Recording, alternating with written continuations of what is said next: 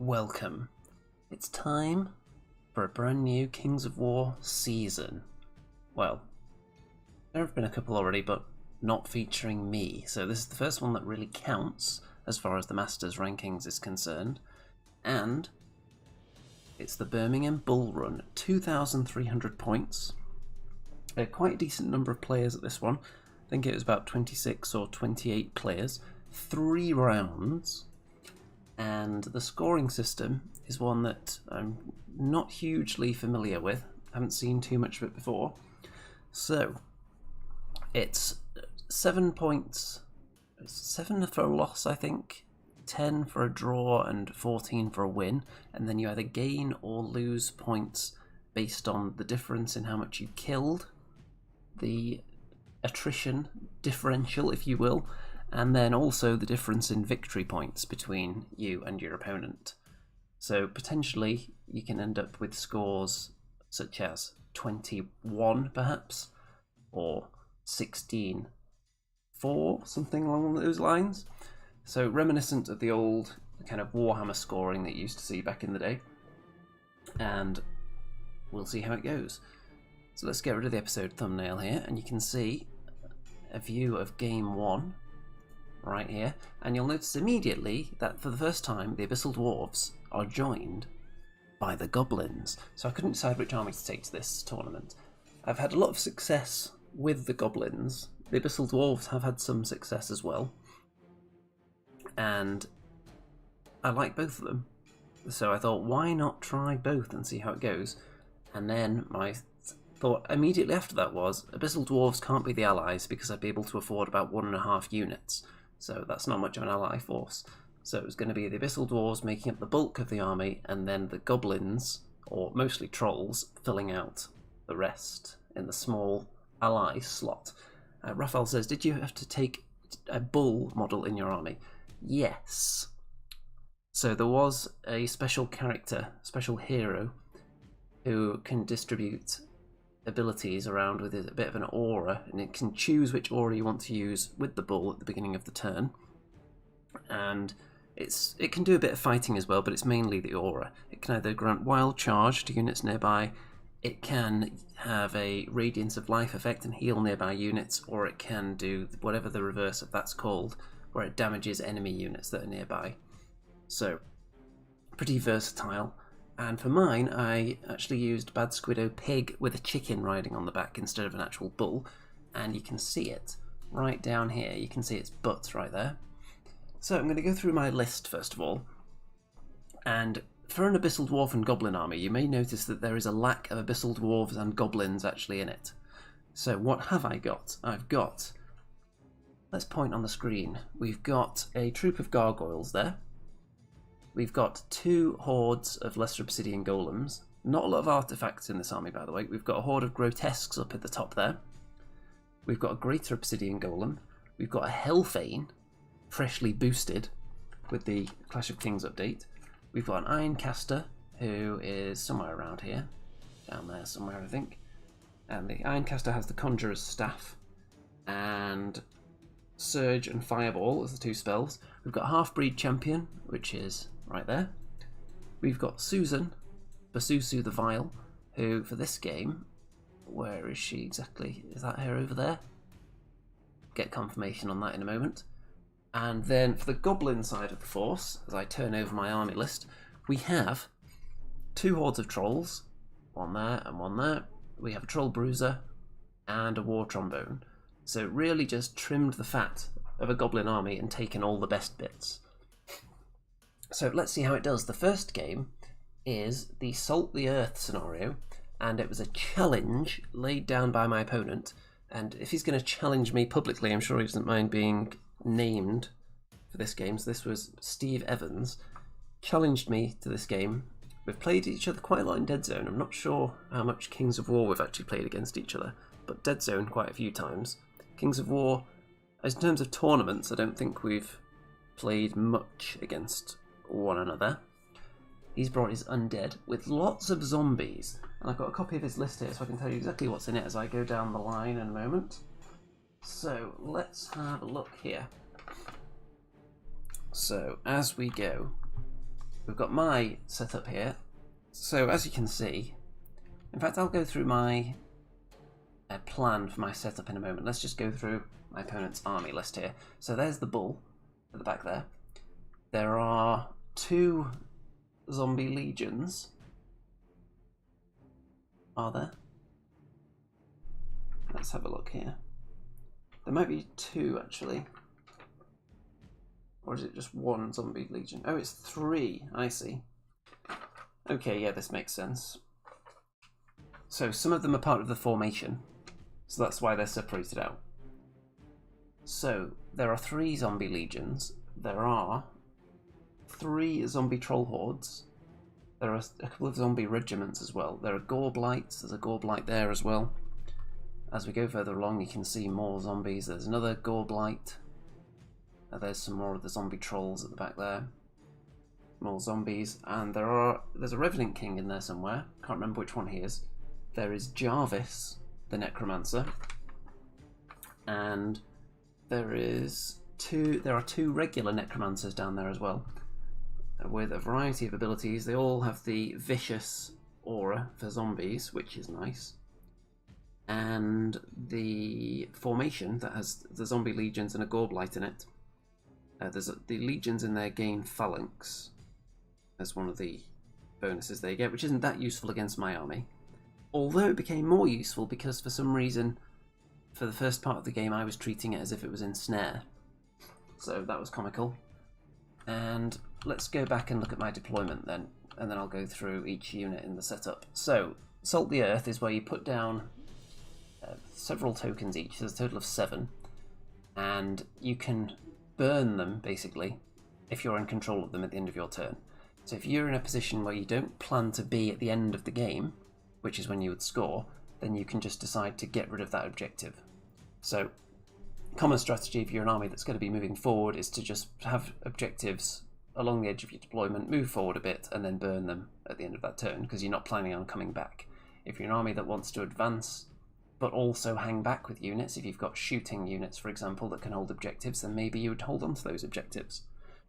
And if you're just hopping forward onto an objective that you know you're not going to claim at the end of the game, you've just got a small scouting unit of some kind that just jumps right on it, burns it immediately, and then deprive the opponent of the opportunity to take it.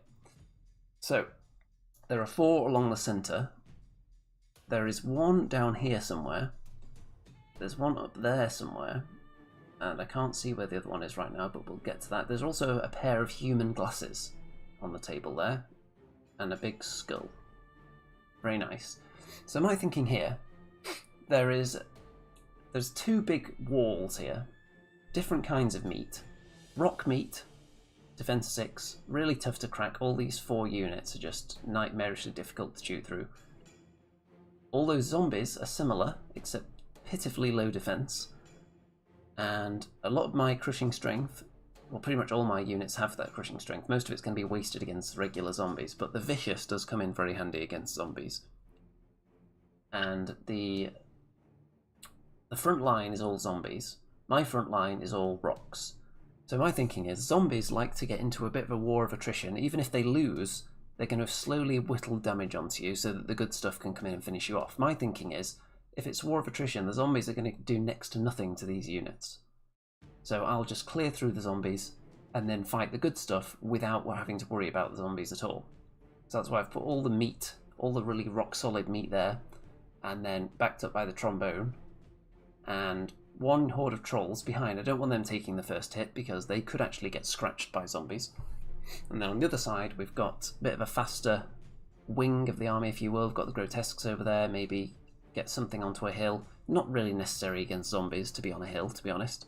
But we've got the Gargoyles over there, and a bit of a little troll battery there. So, that's the thinking behind my setup. I've got the bull around this big blob here. Potentially, it can be very useful for healing 1 point onto these 4 units. It can't heal my goblins because it only works on the main army, not the allies.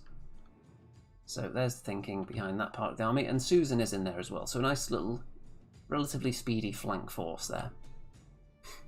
My opponent's deployment spread out a little bit more than me in 1 line, just because the units are way bigger than mine. turn 1. My opponent is going first, and you can see it's just a very slow shambling advance because that's what undead do, and not much else is going on. Just moving, and burning 2 tokens. So both the tokens that were on the edge of my opponent's deployment zone have now been burned after the first turn, meaning we're down to 5 tokens in the game, which I'm not too concerned about actually, because I think if it gets into just a straight up fight between our 2 armies, I think mine is going to come out on top, and if we're fighting over a small number of objectives at the end, that suits me, because I think I'm going to be able to kill a lot of stuff, and my opponent actually has more objective holding units that can just run off on their own and not be a burden on the rest of the army with their lack of presence. For example, if I send anything out on its own, other than the Troll Bruiser, there isn't anything that can hold an objective that doesn't have an important role in the army. So maybe the Gargoyles and the Bruiser be the only 2. Everything else is too expensive to give that role to. The undead have got some zombie regiments, and they've got Goblites, which not as cheap as a zombie regiment, but they're more expendable. If a zombie regiment is sitting on an objective for the whole game, it's not costing you much. A lot of my units are really expensive, and you don't want to be just sitting them on a spot and not moving for the whole game. You need them to be fighting.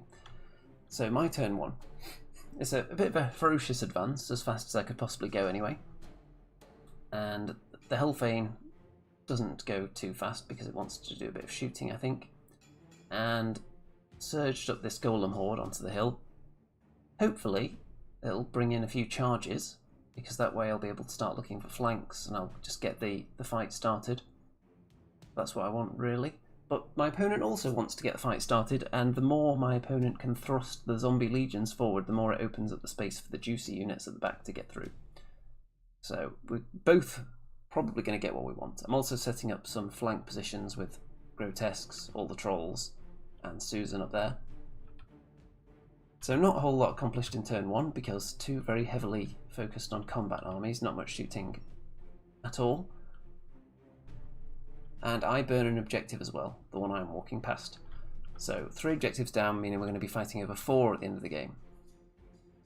So the one in the centre, I'm very confident I can hold this area with this big blob of rocks I've got here. That one I've got a decent sized force over there, so we'll see how that goes as well. The one on the left over there, I'm just pretty much giving that one up, accepting that if the undead want to send anything over there to sit on it, they're not participating in the game, and I'll just let them have it. But that does mean I need to be in control of all the other objectives or burn some more. So turn 2. The zombie legions decide that they do actually want to get into combat right now. 2 of them charge straight in there into the Lesser Obsidian Golem Horde. We have Death by Dragons in the chat, who says, "My, what a beautiful board."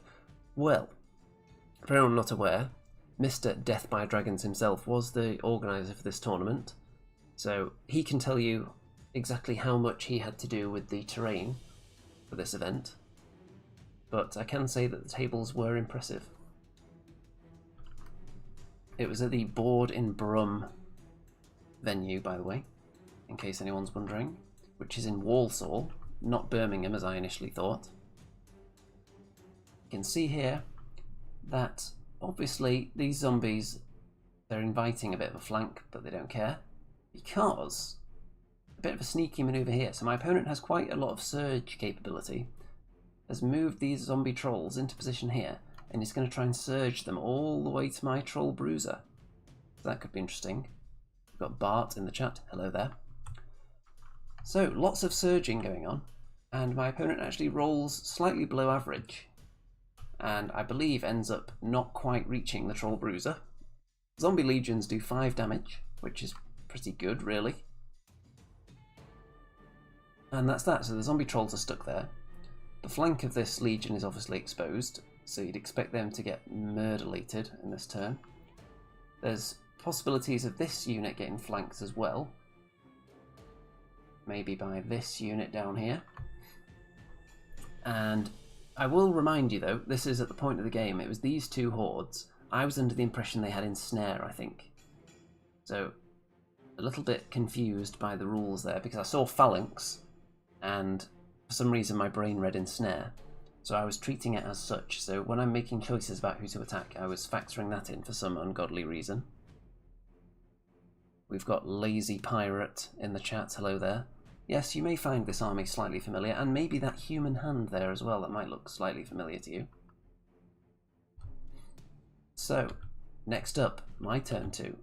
What's accomplished here? So, ploughed the Grotesques and the Troll Bruiser into the zombie trolls, hoping to kill them off immediately. And I think I do a decent number of damage there, but don't manage to kill them, so not a great nerve roll. Do kill the zombie legion there with trolls in the flank, golems in the front. This one takes the Obsidian Golem, the Halfbreed Champ, and trolls in the front, but doesn't die. But remember, I was treating them as if they had ensnare at this point for some foolish reason. And this one on the left had the Hellfane, who has to turn around because his nose is too big, so can't physically fit in there very easily, and the other golems in the front. But I'm not too concerned about killing this unit right now, because they're really blocking these hard-hitting units from getting into the action. And if I can just sweep my way down, rather than just unblocking the gaps all at the same time for all of them to swarm in, if I can just sweep my way across before this unit dies, that would be preferable. So what I was thinking was that my opponent may, in order to open up that gap there, may choose to countercharge against units that slide his legions off this way. Because that way there would be a possibility for charges down into this unit maybe, with the zombie trolls. Which, you want to get a start on them early, don't you, the golems? You don't want to be leaving it till the last couple of turns and they're still undamaged, because you're not going to chew through them very easily. And I'm not going to be healing too much back. The only healing I've got is the bull, which can only do 1 per turn. Which is significant. You can see that the golems have gained a wound back as a result of the bull there. But all in all, I like the look of this. I would have preferred that unit to die, to be honest, because the Grotesques are going to be flanked probably by the Gorblight and the zombies now, so they could die. Gargoyles are still just waiting in reserve, but I was hoping that unit would die. So you can see the damage that was dished out here. So it looks like 18 on that unit, and is that a 14 there on this unit? So significant amounts already. And is that 11? It's a decent number anyway. Turn 3 for the undead. So, obviously, big sandwich, grotesque sandwich. And in the middle, oh, you can also see that Susan had flown off into there. I think had Susan attacked a hero last turn? Yeah. One of the necromancers was attacked by Susan last time. So not going to be casting any spells in this turn. But the necromancer has run away. And in the centre, so the choice was not made to encourage these units to slide down to open up a gap. I believe the counter charges were into the big beasties, and the zombie trolls are kind of just lurking, biding their time. And some damage is dished out actually. I think actually it was the Halfbreed Champ that was countercharged, which isn't necessarily a bad idea, because if you could take that out in one go, you'd get 2 for 1, wouldn't you? You could kill that and then overrun and hit one of the other units and do some extra damage, but didn't kill it. And Susan took 5 damage from a Gorblight, which she's not too concerned about. She's got decent nerve. And the Grotesques do actually get killed. You can see there's an objective there as well. So, what I could have done, because if I wind back a bit, I'm so confident in holding the 2 objectives in the middle, the one there and the one to the left of it, that at some point in the game, let's see, I don't think I could have actually done it yet, probably. Although I'm not sure, could I have burned that objective at this point? Because I have got trolls here as well, I'm not sure if they were in range though. So it could have been an idea to burn that objective. So I'm only going to need 2. Anyway, as we move on, Grotesques are dead. We've got a little bit of an annoyance here with the zombie trolls looking into the flank of my army, but the Bruiser can see them. The Gargoyles are in here to do some blocking as well. So still fairly confident. I'm not very happy about this position of this objective over here though. I don't think I'm going to be able to get that very easily. I'm just going to have to murder everything really fast and then divert forces over there. Turn 3 for me. Gargoyles just jump in front to block. The Troll Bruiser and Susan kill off the zombie trolls with their combined might. It was already heavily damaged unit. That was the one that the Grotesques almost killed the previous turn. And in the middle, you can see we've taken out all the zombie legions now. All of them are dead. And there's a zombie regiment there being attacked by the lesser golems. And it's really cleared the way there, but all my units are aligned so they're not going to get flanked by anything. And the only way that I could stop the Gorblight flank charging this unit was to put the Halfbreed Champion in that exact spot. And that's as far as he could get to reach that point. He was running away because he took damage, and I think he actually regenerated most of those wounds. So he's in a decent position, and if the Gorblight gets enough attacks, it could kill him and overrun, but if he wasn't there, that unit would just get flanked, which would be a really bad time, especially if they get charged in the front as well by 1 or 2 units of zombie trolls. That would be enough to take them out. So, sacrificing the Halfbreed Champ there. Turn 4 for the undead. So, the Gorblight does go in there, as expected. And I think this guy might have actually... Did he regenerate all of his wounds? Unless the wounds weren't on him to begin with and I just made a mistake. But anyway, 2 zombie troll hordes into the lesser obsidian golems. Gorblight into the Bruiser. Zombie regiment into gargoyles. Now, gargoyles are pretty weedy, but if there's one thing they could survive, it could possibly be a zombie regiment in the front. Susan being left alone for the turn, and the little characters around the back just buffing and surging, just dancing around. Not too much of a concern. The Troll Horde, the rest of it wouldn't stay on the hill, so it's back here somewhere, but the Bull is just blocking them in, because otherwise flanks are going to open up like this one, which is currently open to the Greater Obsidian Golem. But when it's such a long line of these units, if you run out of blocking units of your own to just throw in there to block, you will have to risk giving up flanks at some point if you want to attack at all. And as we move on, the gargoyles take a single wound. Actually, I think the White King goes after Susan. I think that's the White King there, that tiny little monk.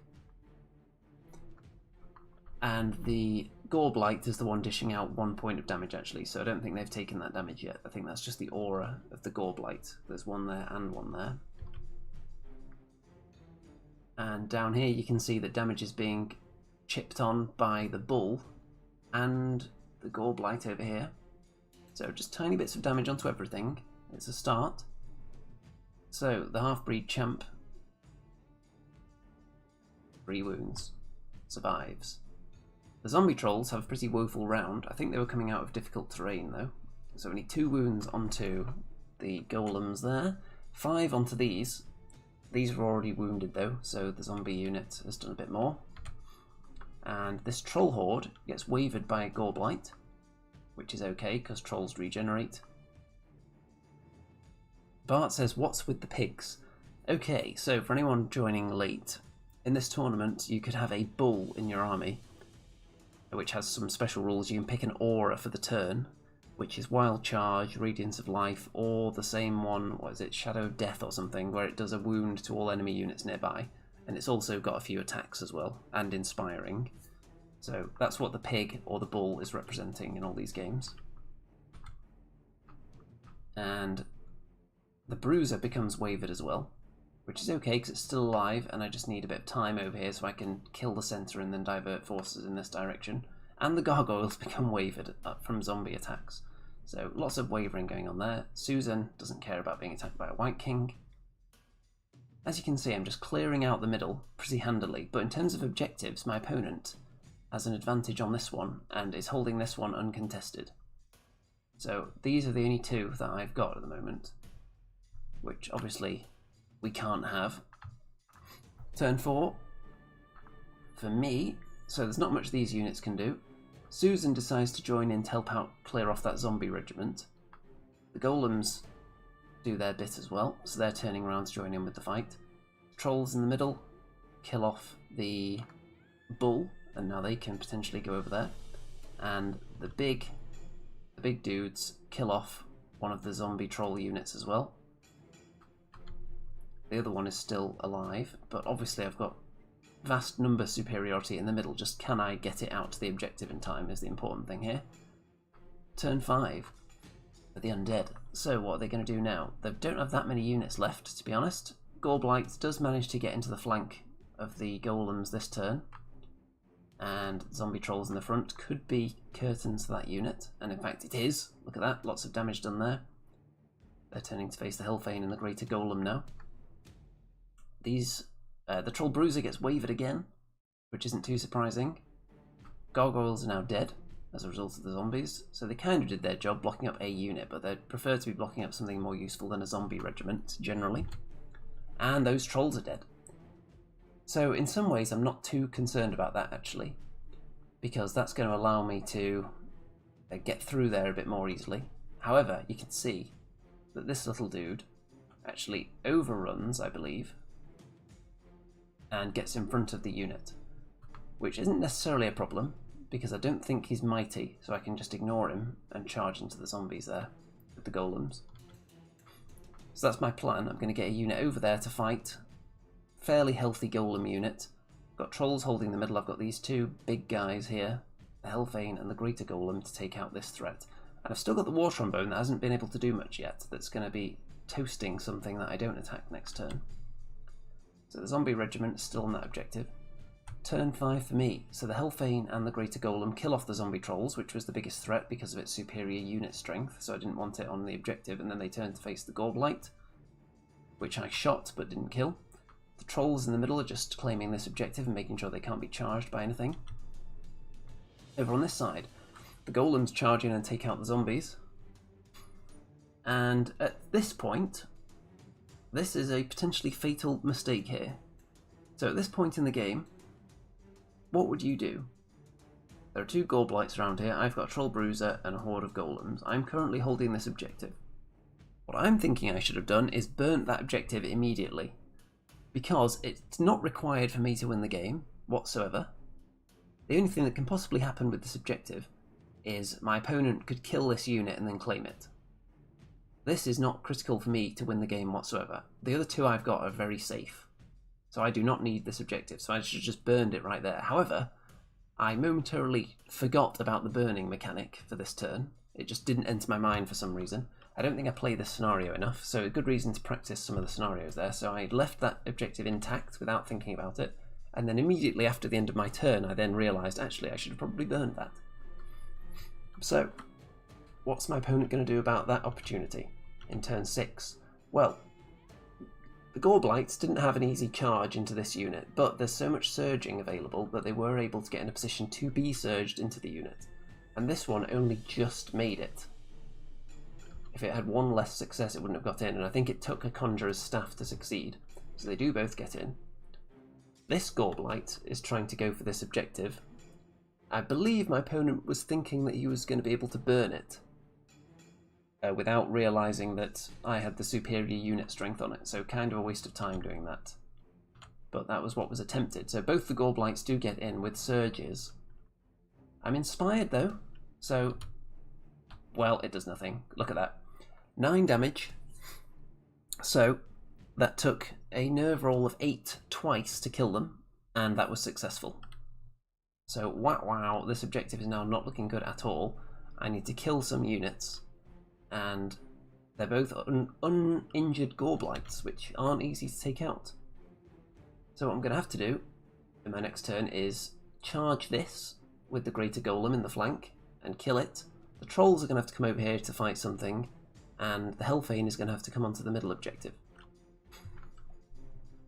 So that's exactly what I do. In my next turn, the trolls steam down here, charge into this Goreblight.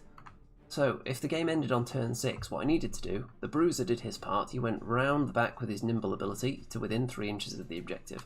If the trolls can kill this unit, which is the only one that was in charge range, if they could kill it and then overrun, they would stop at this unit, and we measured, and within 3 inches of this objective just pokes out ahead of this Goreblight. So if the trolls kill this Goreblight with the assistance from Susan, who could then sidestep after combat, then they could overrun 1 inch and claim the objective. So, let's see whether that works out, shall we? The answer is no, it doesn't. So I needed a roll of an 8 to kill that unit after the combat, after Susan and the trolls both had a go at it, and sadly I could not succeed where the golems were killed by a roll of an 8 previously. So that means that the undead are going to have this objective 2 to 1 unit strength. I'm going to have the 2 in the centre, and my opponent also has this one with the zombie regiment that were not very active for the whole game. So I've got these 2 quite handily. That base is actually where the Hellfane really is, because its nose is too big, so we were just using that so it could actually fit into combat when it was getting a bit complicated in there. And sadly, we do not have a turn 7, so that's where it ended. If we had a turn 7, what would have happened? So, the 2 Gorblight could have had a go at the Troll Horde. They could have potentially killed it, it's not a guarantee. It would have been inspired as well by the Bruiser, or just the Bruiser actually, who they wouldn't have been able to attack at the same time. Would they have killed the trolls on average? I don't know. And then the Bruiser isn't in a position to attack them, so I would have had to shoot one of them off in order to tie that objective, which I could do because I've got Fireball and a Trombone down here who could have got in position to do so. So it's possible. Ross just watched 2 adverts to get on here. I will enjoy that 1 pence that I've just earned through YouTube's ad revenue. It's going to be extra sweet knowing that it came from your eyeballs as well. Bart says it's what we call Monday morning quarterbacking. Yes, it's very easy to look back with hindsight and say what you should have done, especially when you see the consequences of it. So in some ways the worst ones are where you fail to make a move and then immediately see what you should have done before there have even been any consequences. Because then you just have to pray that your opponent doesn't capitalise on that mistake. Sadly, in this case, it ends in a draw. So 2 victory points held each, and I actually took a picture of the score sheet. This is the only game I did that for. But, so you get a little bit of an idea of the scoring for this one. So, 2 victory points each. Kill points, I killed a decent amount more. So we start off with 10 each for a draw. We don't get any victory point bonus or negatives, because that was a tie. And I get +1 because I killed more than 251 points more than my opponent did, which is nice. And there we go. +1, -1, 9 to my opponent, 11 to me. So it's a draw, but it's a decent number of points. And then I took pictures of all the armies that were out on display to be rated. And for this event, the best painted, it's the most unique one I've seen. It was rate your 5 favourite armies in order. So keeping track of your 5 favourite armies is difficult enough. But I'll just whiz through them a bit here. Obviously, this one, clearly superior. And no issues at all with the base theming, totally consistent. Lava and snow go together very well. And obviously, this player wasn't going to win because look at that. Units facing the wrong way on a tray, it's like he didn't even want to win that award. But it's Abyssal Dwarf, so they get a pass for coolness anyway. Got some dinosaurs. Some Northern Alliance. Some Abyssals, which may look familiar from some of my recent battle reports. Some more Northern Alliance, nice giant there. I think these were as Varangur, but some very nice Nurgle models here. This is a very nice paint job. Ogres. We've got... Are these orcs? Or are they rift-forged orcs? Can't tell. Probably orcs. Then we've got Ratkin. Lots of rats there. Dwarfs. That was a nice one. We've got... I'm not even entirely sure what this army is. Some kind of nature, maybe. We've got more ogres, Weather Mammoth. Lots of regiments. Apparently ogre regiments unlocking heroes are some of the new hotness now. That's what I've heard. Then we've got what looks like elves of some description. We've got goblins. We've got... Is that orcs or is that undead? I can't really tell. I can see... there's a troll there? Yeah, someone let me know what that army is. Then we've got what appears to be Varangur again, maybe? Then that looks like salamanders. Then we've got more elves by the looks of it. We've got what I believe to be elves again. And I am not entirely sure what this army is. Could be the herd. I see some monsters, some beasts in there. Could be nature. We've got... okay, I have no idea. What is this army? Someone fill me in on that one. That one's Varangur, is it, as well? We've got... are they... I cannot even tell.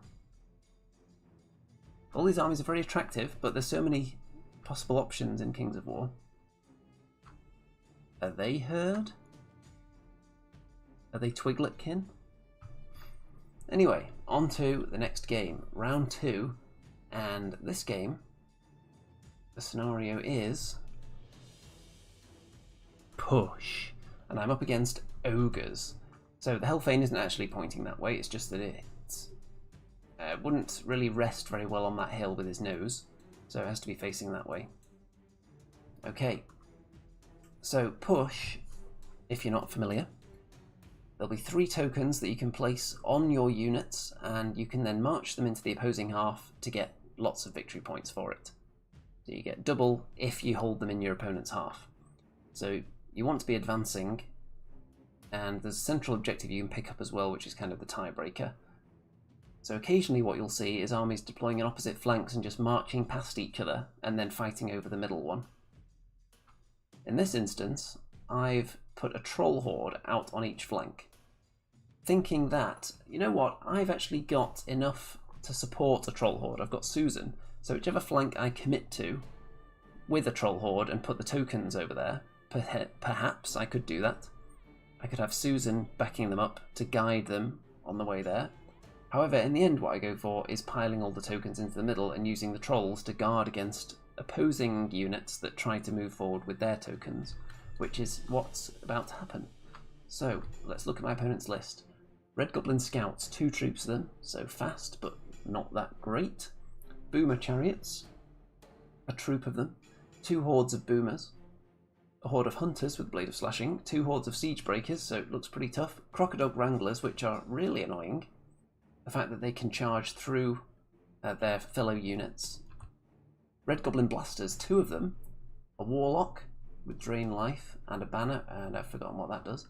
Cuslow and Madfall add a bit of speed, and Numagarok, who is a bit of a spellcaster, special hero.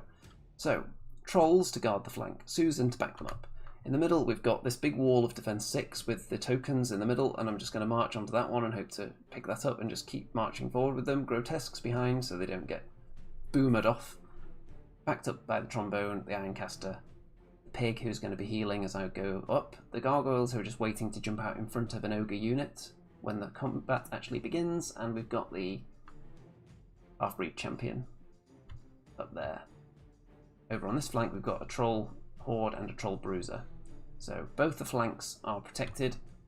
My opponent has got Cuslow, Madfall and a Chariot over there. And in the middle there's lots of meat, lots of Ogres, lots of Siege Breakers there, Boomers, Boomer Chariots, those are the Hunters. I think that is actually a Red Goblin Blaster there rather than a Chariot. And the other one is here. Crocodile Wranglers behind the units. There's some more Fleabag Scouts over there, and up here is another Boomer unit. So my opponent has actually decided to put all of his tokens on that Boomer unit up at the top there, that Boomer Horde, obviously with the intention of marching them forwards. And I'll tell you why that pleases me in a moment. Oh, let's see, we've got... is that a A chat donation from Bart. Always appreciated your videos, and I hope this covers your entry fee for your hard work in bringing these videos to us. Yes, that is extremely appreciated. And generally, I'm finding at the moment that the money I get from Patreon for this channel tends to admit me to one tournament per month at the moment, which is a pretty sweet position to be in, I think. Obviously, I would rather have untold millions instead, but it'll do. And so, let's just have a look at this situation that's developed here. So my opponent has all 3 tokens on this flank. It's a Boomer Horde and a few measly cavalry up against Susan and a Troll Horde. The problem is, this situation, the Boomers, what they're going to do... In fact, you know what, I'll just wait and show you as it happens.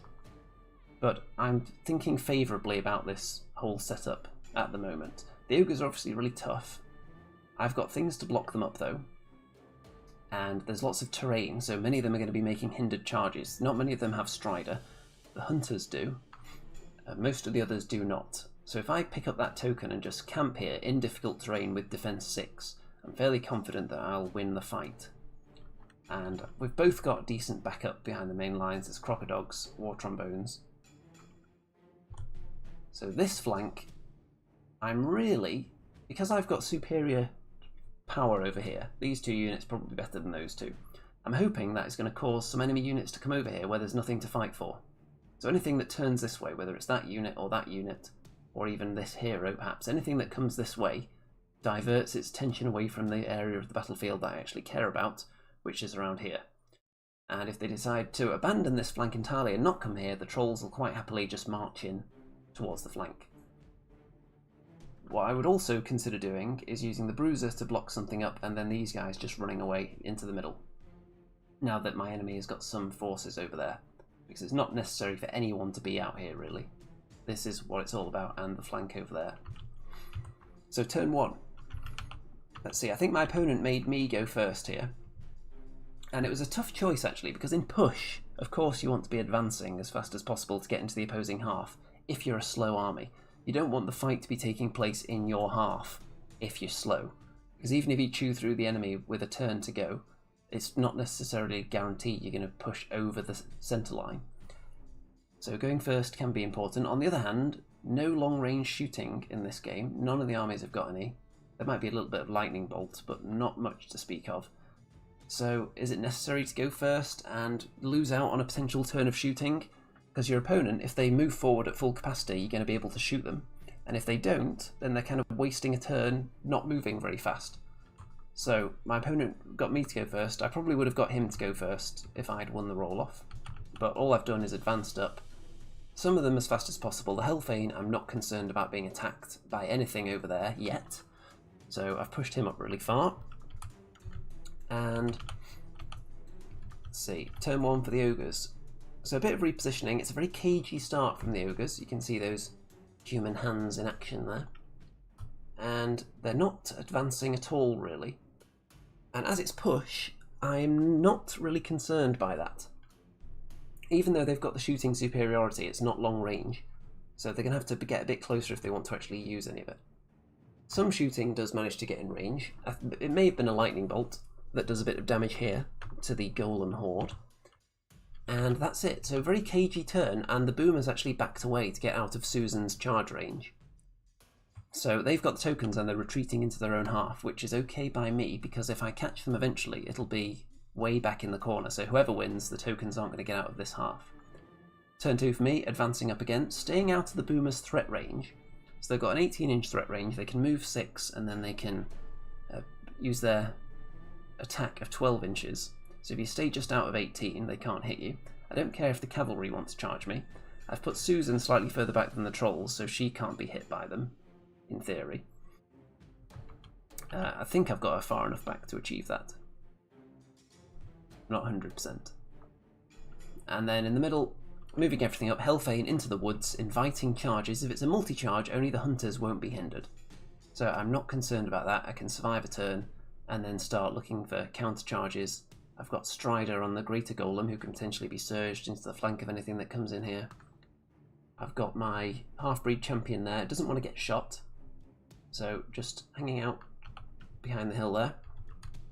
Over on this side, the Troll Bruiser gets right in front of the Blaster and essentially says, who wants to come and fight this Troll Bruiser and then get charged by trolls? So I'm laying down a bit of a gauntlet, turn the trolls this way, giving my opponent the impression I do care about this flank a bit, but really I just want to try and draw as many units over here as possible, because I do have a slight concern about this unit here, because if it steps forward, it will have a bit of an angle on my approaching central force there, so I would like to have it distracted if possible. And I'm holding back the Grotesque still. They're the only things I don't want to get shot really on the front line, so they're hanging back a bit. Anything defense 6 I don't care at all about getting shot by boomers at this point. Turn 2 for the Ogres. So double charge the Blaster and the Scouts into the Bruiser. Cuzlo is hiding from the Trolls. And, well, my opponent decides to go for it now in turn 2, because I assume at this point he thought, you know what, I can't afford to just sit back, because it's push, got to be up there, can't let my opponent just get all the tokens and waltz into my half and just sit there. Might as well go in now. And that's exactly what he does. So the Boomer Chariots, Siege Breakers, and is that Crocodog there? Get into combat with the Golem Horde there, which could be enough. Red Goblin Blaster and the Hunters charge into the Hellfane in the woods, which I'm not too concerned about. And over here, the Goblin Scouts charge into the Trolls. And the Boomers over there advance up as well, because they're carrying all the tokens, but this is fine by me, because what this means is I can then kill the Scouts on the counter charge, and Susan can now charge the Boomers and stop them shooting for a turn, and if they countercharge into her, on average, Boomers probably won't kill Susan in one round in combat. But even if they did, the Trolls will be right there to go in anyway, and hopefully finish them off, steal the tokens off them, and just be sitting pretty in this corner with 3 push tokens in my opponent's half. That's the dream. Let's see if it comes to a reality. Some Bane chant has been going off in here, so they look a bit more menacing now with that Bane on them. And the Hellfane, I also noticed, wasn't inspired at this point. So a decent roll could actually take it out, but we'll see. Bit of damage done to the Greater Golem there. I think that was shooting related. And so the Trolls take 3 wounds from the Scouts, which isn't enough to worry them. The Hellfane actually gets killed with 8 wounds being put on it. So that is a good roll required there. So with Brutal, then it's effectively 9, which means that my opponent had to roll another 9 in order to kill the Hellfane, because it's dash 18. And I can just confirm that by looking at my army list here. The Hellfane dash 18, and it's the Greater Golem that's dash 19. So it was a good roll required to kill it. And wow. So the Hellfane is dead. That put a cat seriously amongst the pigeons. The Troll Bruiser also got killed, which isn't that surprising really, his nerve isn't that amazing. However, this Golem Horde did not take that much damage. Only 8 from these 3 units that attacked, so it's still alive, which means I've now got the potential for some flank charges. So the main one I'm looking at is the Greater Golem with Strider into the flank of these Siege Breakers, bypassing their defense 6 frontage. Okay, so what's going to happen next? Oh yeah, this little hero here. I think that's the bull actually, is hanging out with them. Bart says 28% of the time. 9. It happens all the time. Yes, there you go. So Hellfane is dead. It's not the most ridiculous roll you've ever seen, but it was still a bit unexpected. So in my turn, Susan charges into the Boomers. The Trolls overrun beyond the Scouts and get right up there. And 4 damage done to the Boomers. They're not going to be shooting next turn, and the Bull is kind of between us. So I'm still pretty confident about this fight over here. In the middle, I charge these Golems into the Hunters in the woods. pick up the 4th objective by landing on it and then do some damage to them, which is nice. The other golems and the greater golem into the flank do a big pile of damage onto the siege breakers there. The grotesques head into the chariots, the boomer chariots, do some damage. But look at this. Wow, wow, wow. Double 1. So, what I think that was... So, I sent the Greater Obsidian Golem into the flank first, and did the fighting with that. Did a nerve check and wavered them.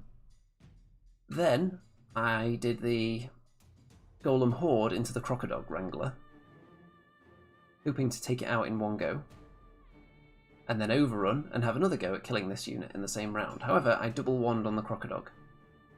So they're stuck there. This unit is wavered though, so that's a slight mercy. Crocodile is still alive though, so that's kind of annoying. And wow, you do get double wands from time to time. You can't base your whole strategy around not rolling any. So you've got to make sure that the consequences of failure are never game ending, if possible. So very confident over here. Fairly confident in the middle. You can see I've thrown the gargoyles up there now because I feel like this is the time. I don't want to get anything flank charged here. Don't want boomers flank charging my Greater Obsidian Golem there, because that is something to worry about. Boomers in the front of a defense 6 unit I'm not as concerned about, but in the flank definitely. Turn 3 for the Ogres. So the chariots got wavered as well, which was quite fortunate I think to waver them. So they've just backed up. And the siege breakers have shuffled a bit in their wavering.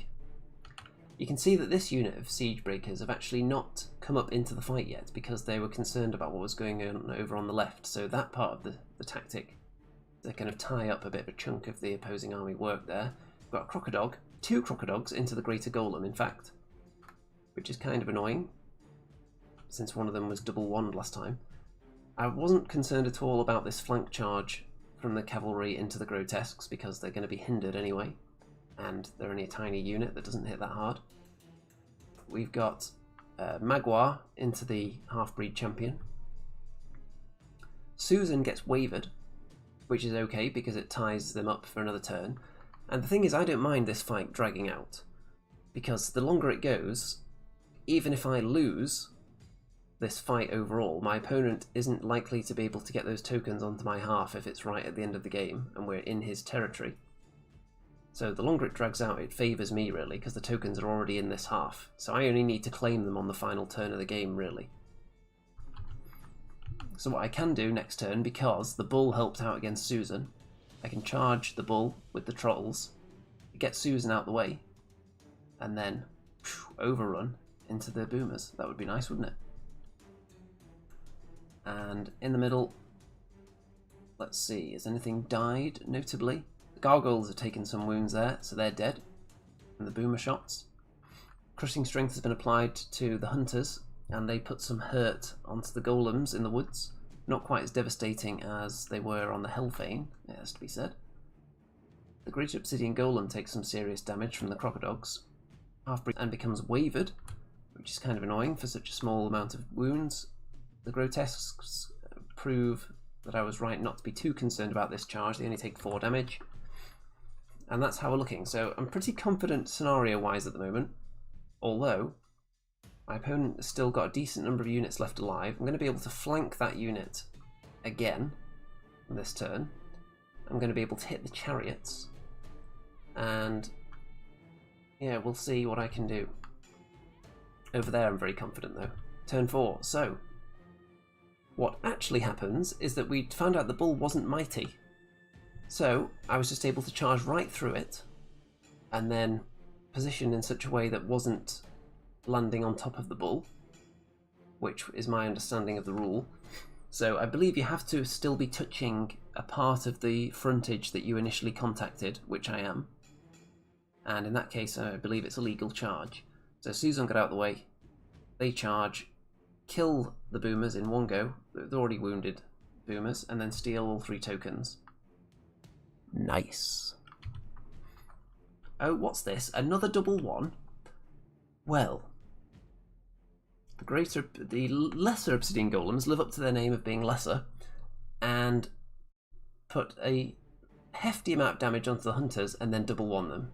So that's twice in this game, double one, on those same dice as well, so I don't think they get used for nerve rolls for the rest of the tournament. Everything else is getting cleared out though. That unit is killed with the Greater Golem in the flank. The Grotesques, actually, what did they do? They countercharged and killed the cavalry, actually. And I shot... What did I shoot at anything? I may have shot at something. But I decided that cavalry had to die this turn. And what was the reason that I didn't target the chariots with anything? There must have been a pretty compelling reason. Let's go back and have a look. So, oh, I know, it looks like I can't actually get in there. I think I wanted to charge the chariots, but as you can see, these guys are obviously pressed right up against the Grotesques, and this unit overhangs slightly, so I couldn't pivot and get into combat with the chariots. So I had to actually go for that unit. So there you go.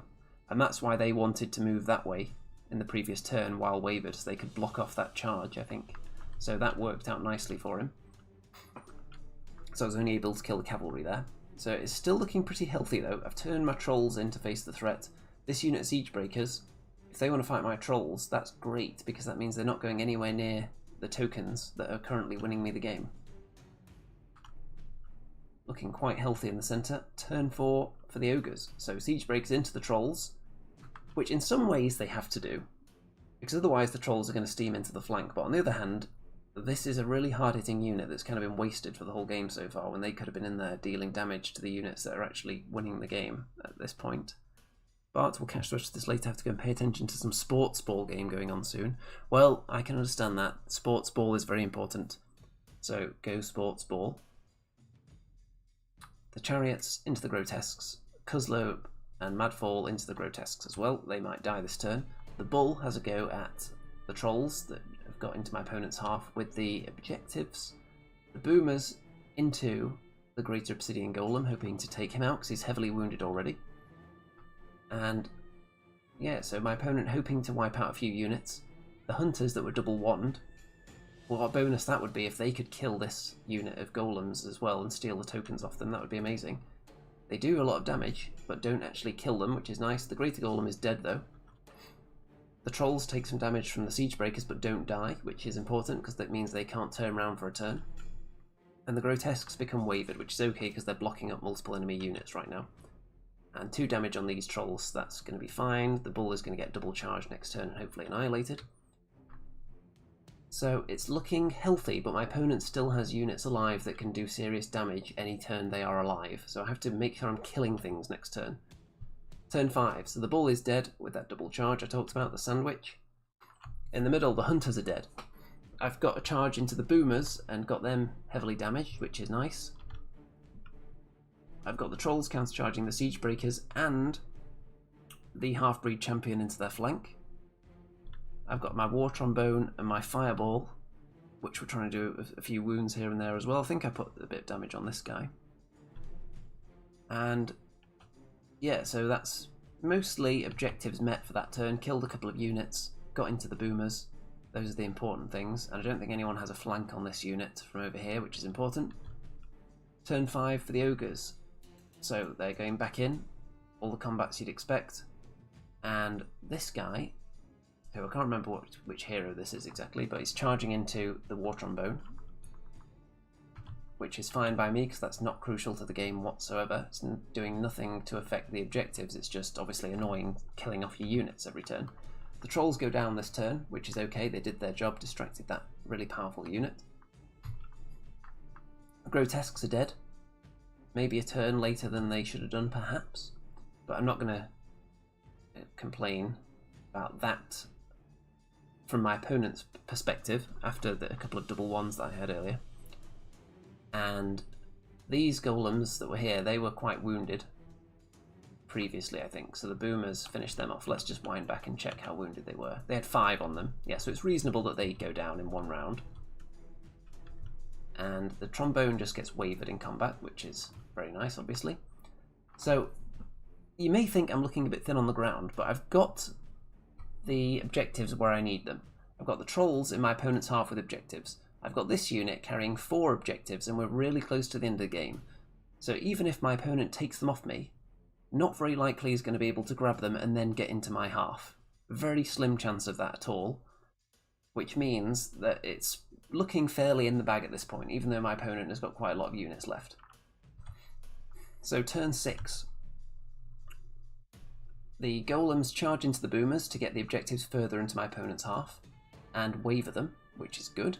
Means they're not going to be hitting me back.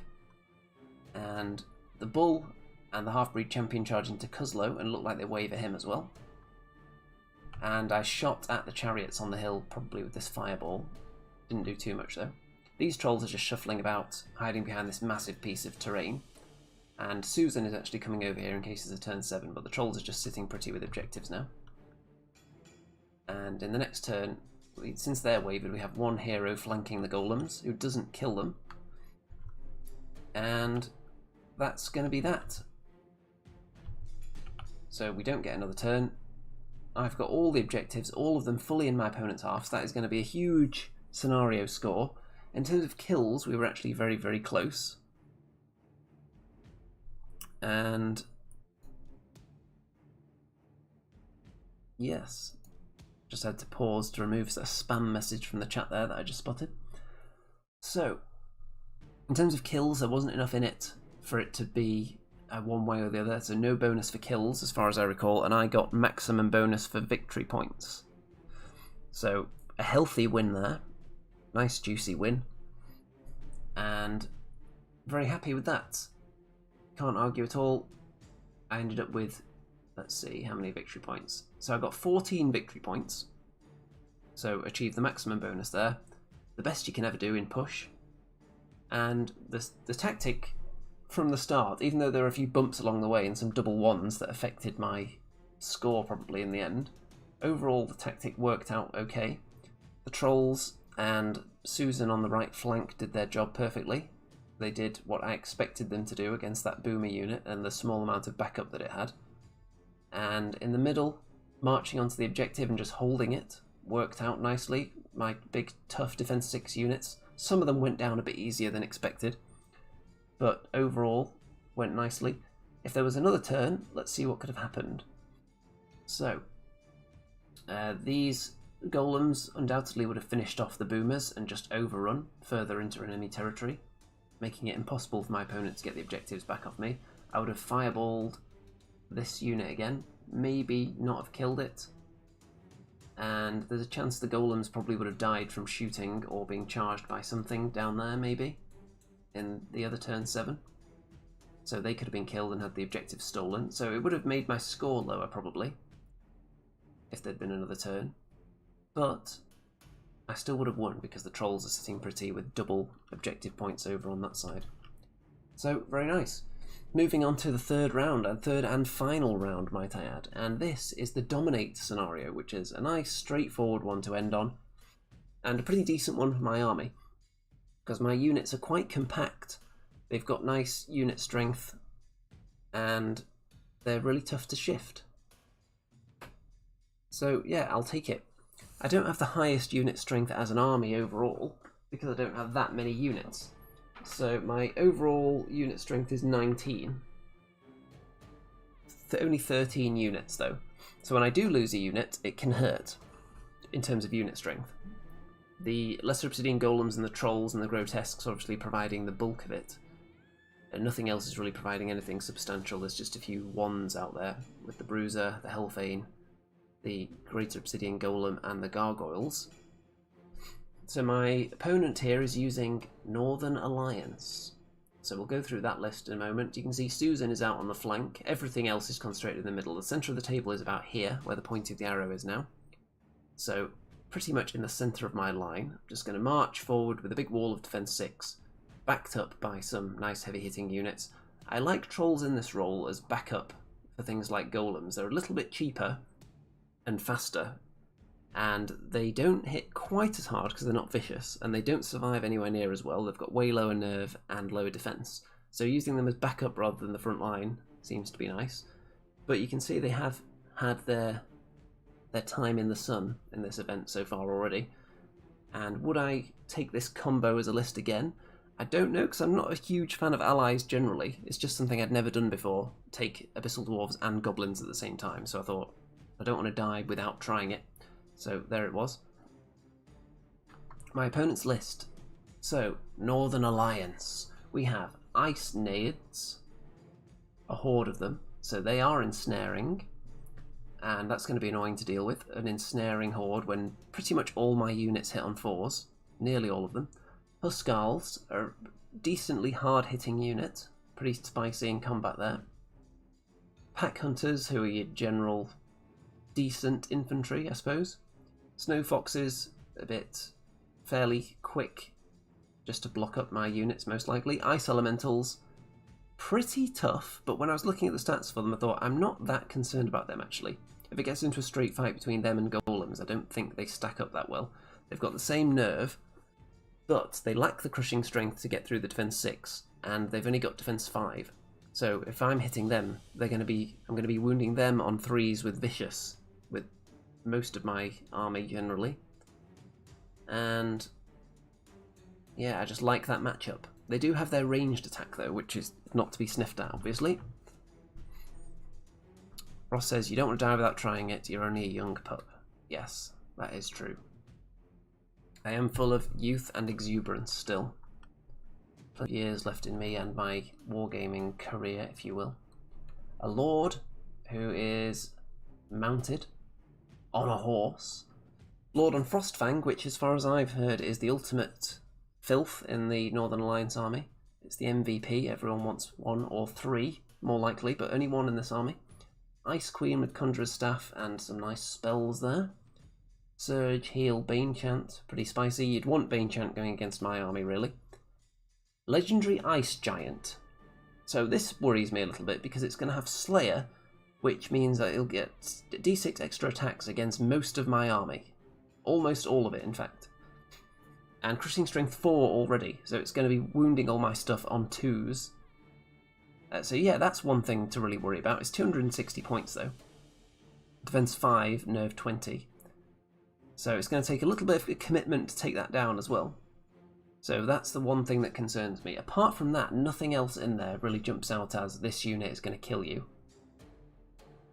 Just from my initial look down the list before the game. And then Serakina the Ice Queen, who has Wind Blast, which is always annoying. And Radiance of Life. Very inspiring, so pretty useful. So, here's my battle line. We've got some trolls holding up the left side of the centre here. We've got my big wall of defense 6 next to it with some trolls, grotesques, war trombone, the standard backup units that are going to be steaming in there if anything does get through this wall, and providing some good unit strength that's not immediately in the firing line, these two. Susan out on the flank on her own, just ready to dance around, look for a juicy target. Because the enemy is going to want to come forward, presumably, and dominate scenario. You don't want to just let a wall of golems sit in the dominate zone for the whole game, unattacked. So my opponent has got the... I think these are the... was it Pack Hunters they're called out here? With a Lord. In the middle there's the Ice Elementals, the Huskarls, the Ice Naiads, Snow Foxes, the Bull right there, the Giant, and the Lord on Frostfang, who's looking perilously into the flank here. And I don't like the look of this area here. These are 2 units that I'm worried about. Really only these 2. So turn 1, nice cinematic shot there. You can see I'm very confident in the middle. There's this piece of impassable terrain here, which I'm going to use to prevent flanking somewhat, but the Lord on Frostfang can get down here pretty rapidly. So I might have to sacrifice something to block him up, because he is actually really dangerous. And the first thing my opponent does, actually, upon going first, is to send the Lord straight forward and just turn to face my advance. The Giant coming up there as well. I think that dice was to mark out the maximum charge range of some of my units. So nothing can be charged this turn. So the only thing I can do in my turn 1...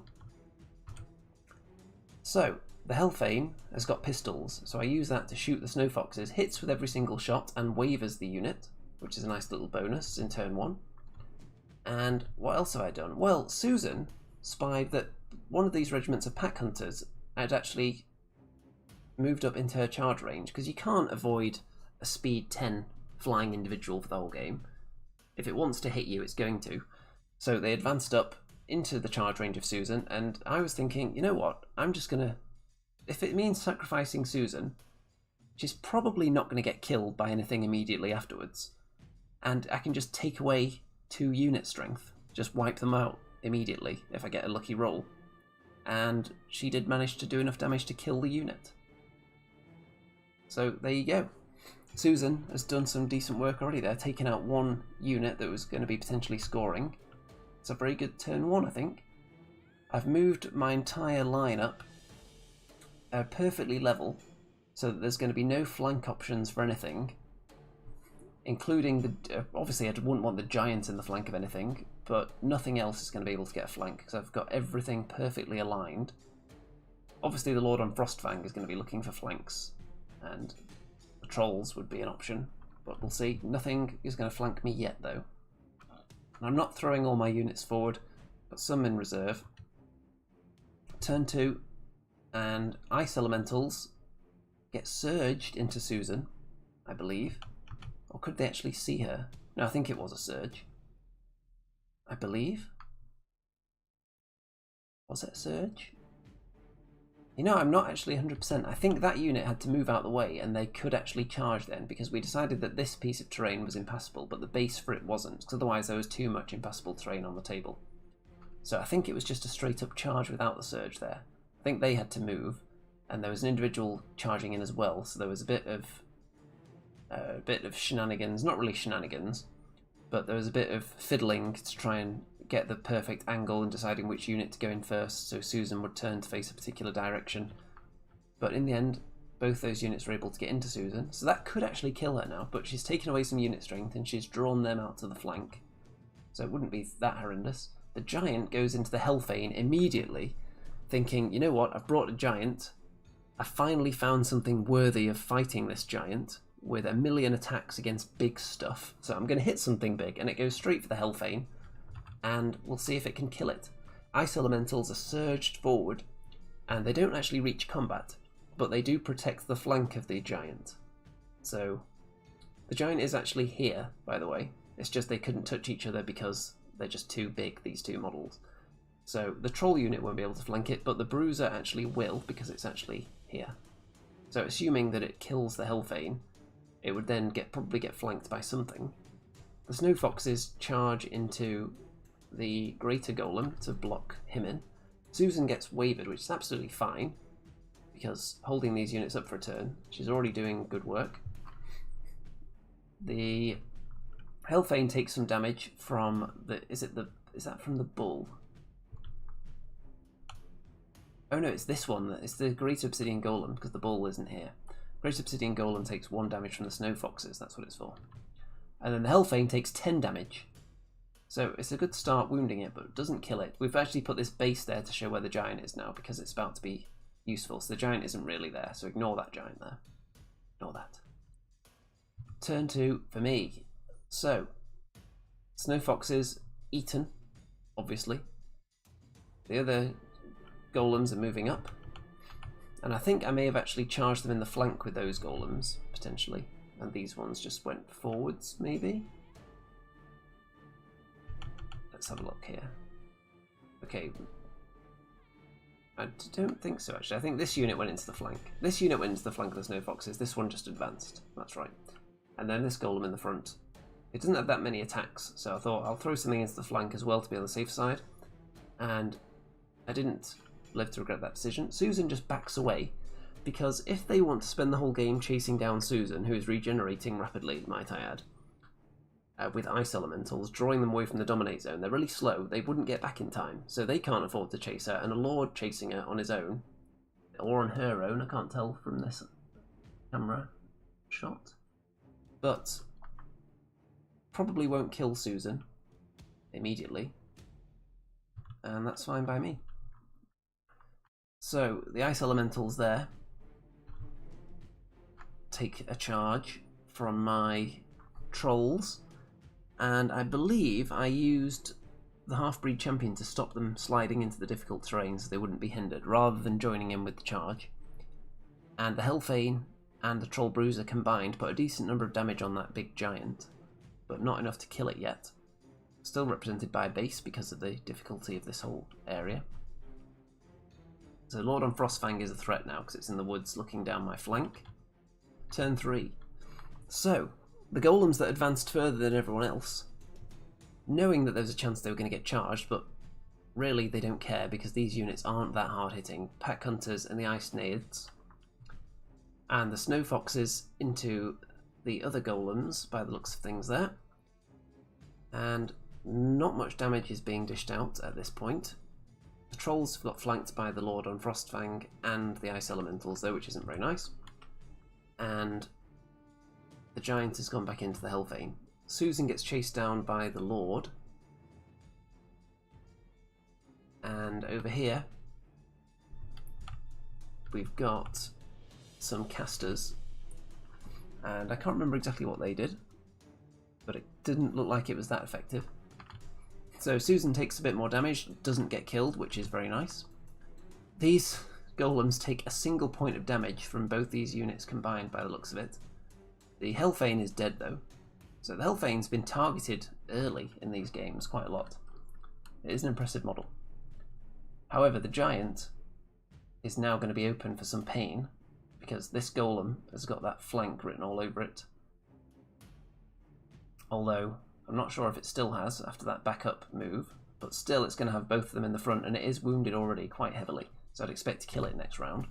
And I'd take that trade probably because this thing is really dangerous to my army. It's the only thing that I'm really concerned about other than the Lord on Frostfang in terms of doing serious damage. As you could see over on the other side, barely any damage was dealt. Trolls are killed by this combined attack here. So that flank isn't looking too rosy at the moment, but the giant is going to die. And if I can form like a defensive line here, I'm pretty confident that my units are going to outlast my opponents. I'm not too sure about this ensnaring horde, so what I'm actually going to do is not fight them at all, and just ignore them and try and kill everything else. The Ice Elementals are boxed in there. Turn 3, so the giant is dead. The Troll Bruiser has gone forward afterwards into that direction to block up the Huskarls a bit.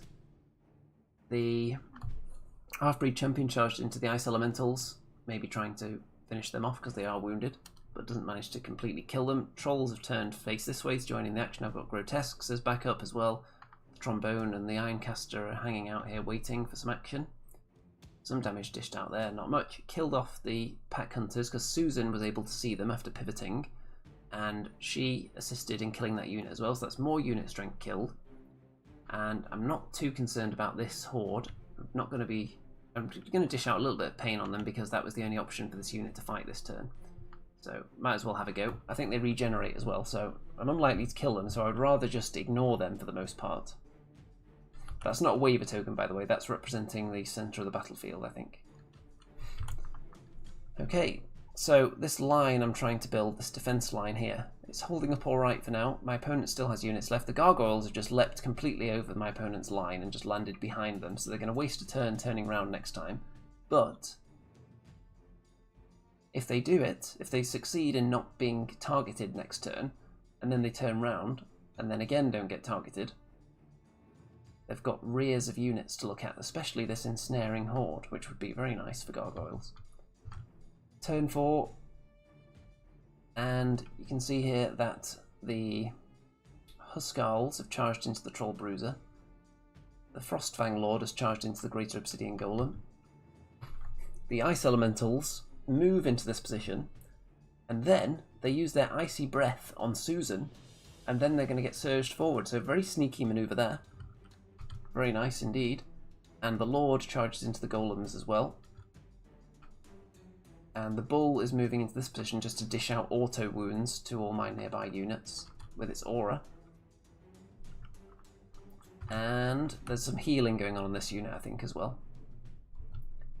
So, what's going on over here? well, Susan is killed by that icy blast, and then they are surged into the golems. So Susan is gone, but she has assisted in taking down 2 regiments, which is going to be helpful in the scenario. The Ice Elementals, it doesn't look like they're doing much to my Halfbreed Champion there, which is good. Greater Obsidian Golem takes some wounds from the Frostfang Lord, as you'd expect. The Troll Bruiser only gets wavered, which is very nice, because that unit's now stuck and they're a tough fighting unit, one of the few threats. These golems take a bit of damage, but not a huge amount, and these ones take 10, but not enough to kill them, thankfully. So that is very fortunate that they've survived there, but even if they did die, the Grotesques were ready to swarm in there. But as it is, this line is holding just about firm. These units are all kind of at death's door. But a lot of my opponent's units aren't doing that healthy either. We've got this unit quite damaged. And turn 4 for me. So, here's what I do. The golems countercharge the Lord. Let's show you. The other golems withdraw from combat and then charge into the bull, which leaves enough space for the grotesques to charge into the ice elementals. This was a risky manoeuvre, because if either one of these 2 units fail to kill the hero out there, then they're stuck in that position and get flanked by a horde. But I felt it was worth it. I was confident, and I wanted to get the grotesques into combat to just wipe that unit out in one go, and they're the only unit that are going to do it with their thunderous charge. And that's exactly what happens. So I don't think I actually kill the Lord in one round, but they do kill the Ice Elementals, which is very nice. And I do kill the Bull. They're wedged in that position, so they just go sideways after combat to try and stop themselves being flank charged by that Horde, which would be bad. And the Trolls and the Bull and the Greater Obsidian Golem all charge into the Lord on Frostfang. And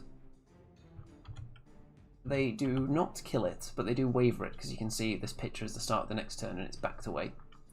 The Gargoyles have now turned round, so they've got their choice next time if they don't get targeted.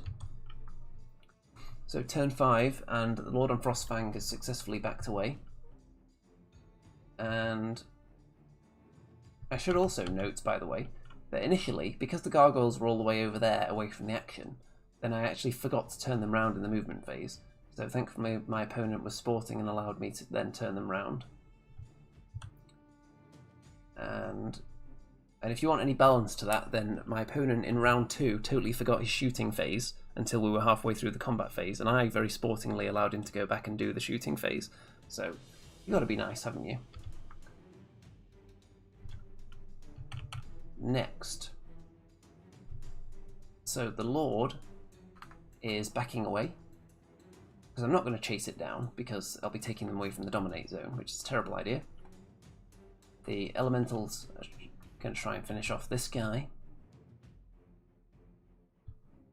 And the Troll Bruiser is going to be killed this time by the Huskarls there, and they turn to face the threats. The Grotesques only take 1 wound back from that horde, which is great.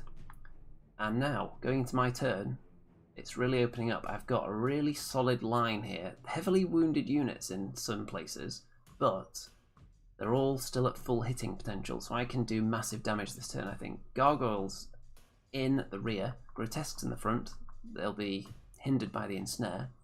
I can do some nice tasty charges here on these units, get some killing done. I want to kill this Lord on Frostfang, who's already heavily wounded. Turn 5, so what do? Gargoyles in the rear, Grotesques in the front. And the Huskarls, I think I target them with Trolls and the Golem, is it? So it looks like, and kill it, and the Golem turns round to face this way, just in case this unit is going to live a bit longer. And the Lord on Frostfang, I charged with... Okay, look at this. The Halfbreed Champion and the Bull double charge the Lord on Frostfang, get it way up there in damage, and then double 1. The third double 1 of the tournament. Wow, wow, wow, indeed. And not only is that really bad just for not killing its sake, but also because it can now overrun both those units potentially and then go into the Trolls afterwards. So that is a nightmare. However, it can't go for the Golem because it's got its rear covered by the Trolls. I've got these Golems staring out there. It's looking very healthy scenario-wise. My opponent has only got 2 scoring units left that I can see. Lord on Frostfang and this Horde, both of which are almost dead. I've got a ton left in the middle. And that turn was very devastating, even though the double 1 on that unit turned out to be kind of annoying, but I did kill the elementals as well.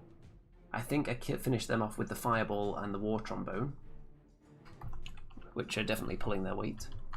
And as you can see here, going into turn 6. So we've got, I just lost track of whose turn it was there. So not much was accomplished there by that lord. Turn 6, nothing much going on. These golems are turning round so they can actually see the combat now. And we're going to have that overrun in a minute. Let's see. That wasn't when the golems turned round, by the way. They're already turned round at this point. And there we go. So we're back up to speed now, and the overrun killed the Halfbreed Champ, about to kill the bull, and then go into the trolls, and thankfully only wavers them, so that's very fortunate. And then the grotesques do not take much damage in combat, so this horde is as good as dead next time. But look at this. That lord actually finished off the not elementals, the lesser obsidian golems. It's still healthy though, only 2 opposing scoring units left, both of which are about to die, hopefully. And that is indeed the case. Lord on Frostfang dead, horde dead, surrounded, and it's looking very healthy. There's no real way I could throw this game away now, but we do get a turn 7, so my opponent does get a go at killing the grotesques, doesn't manage it, but does waver them. And I'm going to get another turn. The grotesque is going to get out of the way. I'm going to charge that hero with something, charge it with the greater golem, kill it, kill off both the heroes that are right next to each other with my Troll Horde. The Troll Horde backs up into the dominate zone, so I've got maximum points for scenario and lots of points for killing as well, because I've got quite a lot left. Very healthy, no opposing units left, and as a result of that, look at that. It's a crown, best overall, which means that combined battle score with sportsmanship and painting scores, I finished at the top, so I get a crown. I'm not sure I'm going to wear it at every single event, as tempting as it may be, so unless other tournaments start providing items of clothing as prize support, then maybe I'll consider wearing the full outfit. But in terms of purely battle score, I finished in 2nd place, which is actually really good for a 3-game tournament after drawing in the first round. You'd expect that to podium you would have to win all 3 games, but the draw was enough with those 2, especially the last one being a very big win, propelling me up into 2nd place, which is where I'll be on the official Masters ranking for that one, but I'll be forever known as the king of the first Birmingham Bullrun now. So in terms of the list, it was interesting combining the 2 armies. I'm not sure I would do it again, just because I prefer to have one very cohesive army. The next tournament I've got is a very low points level one, which I would suggest favours goblins. They're very likely to get a run out next.